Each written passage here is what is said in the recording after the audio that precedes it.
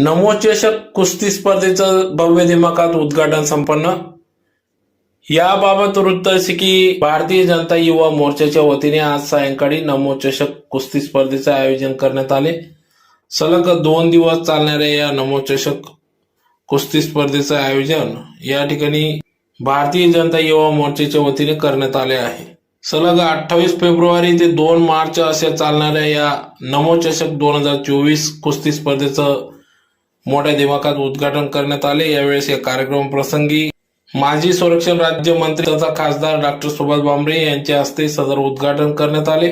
धुळे शहरातील देवपूर परिसरातील जवाहर स्टेडियम या ठिकाणी या स्पर्धा संपन्न होत असून दिनांक 28 फेब्रुवारी ते 2 मार्च असे या स्पर्धा चालणार आहेत। या कार्यक्रम प्रसंगी या ठिकाणी प्रमुख पाहुणे म्हणून माजी आमदार राजवर्धन कदमबांडे, भाजपा जिल्हाध्यक्ष गजेंद्र अंपडकर,